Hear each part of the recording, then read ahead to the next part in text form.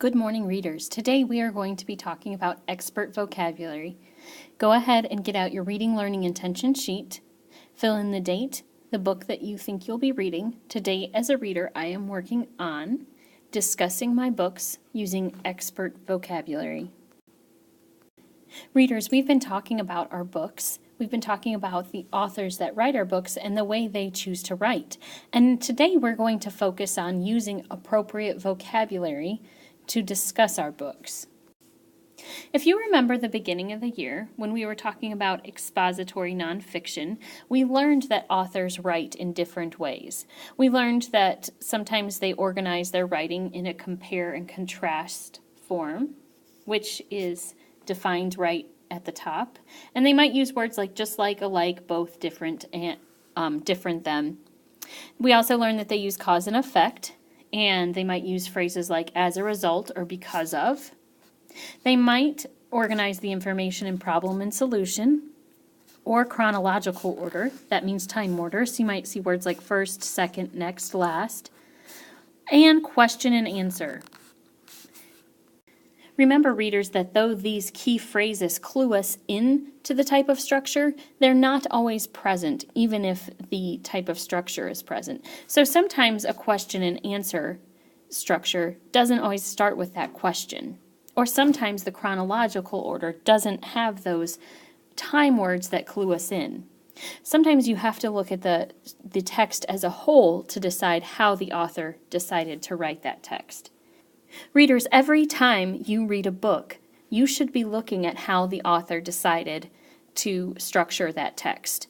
You need to decide if it's compare and contrast, cause and effect, problem, solution, chronological, or question answer. You should also use those words when describing that text.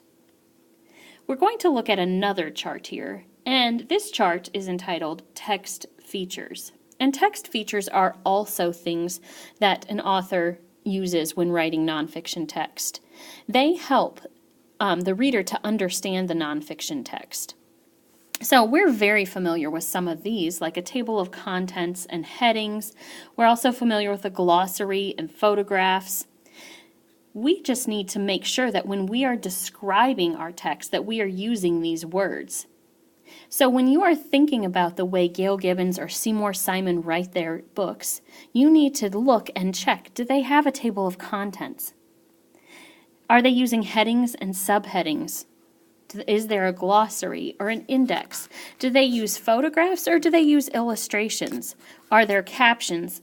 And are there other things like graphs or diagrams?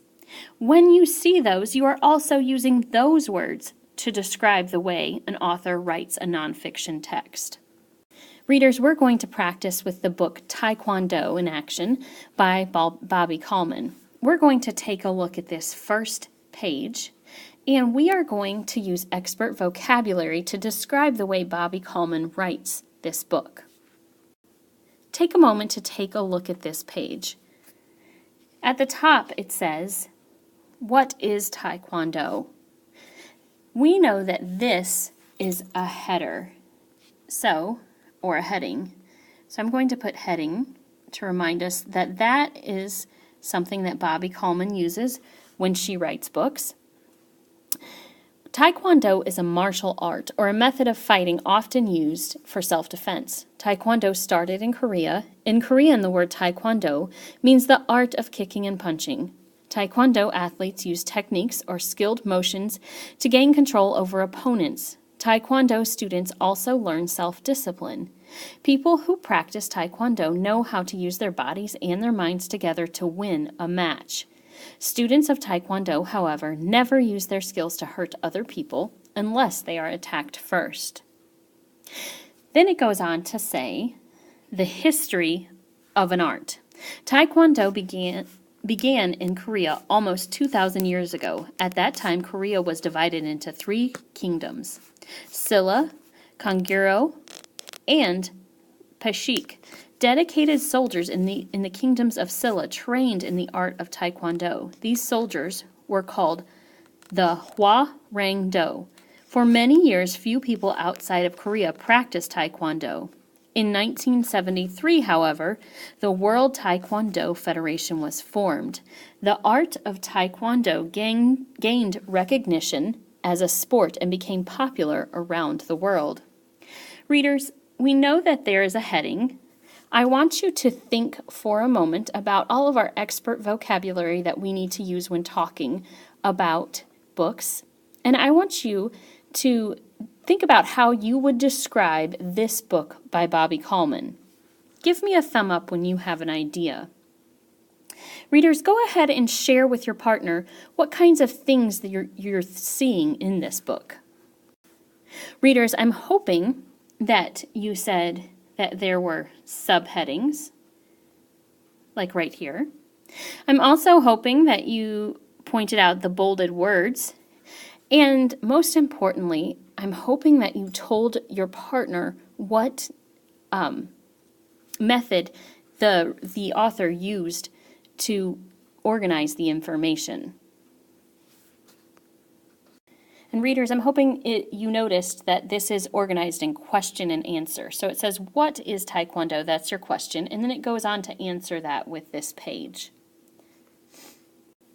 Readers, we're going to practice one more time. This is the next page. I would like you to take a moment and read this silently to yourselves.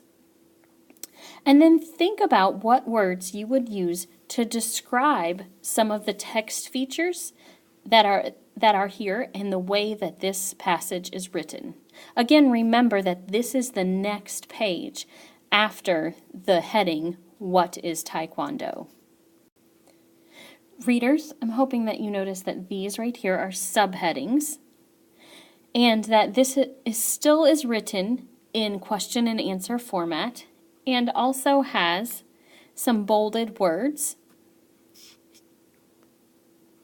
In addition to that, there is a photograph illustrating what the author is explaining. Readers, today you are going to read nonfiction, of course, and then you are going to write notes about the books and the way the author writes. Be sure that at least one of your sticky notes or notes in your binder uses technical vocabulary to describe the way an author writes. Remember that means that you're using words that describe the text features, and you are also using words that describe the way the author organized the text. Let's make it a great reading day.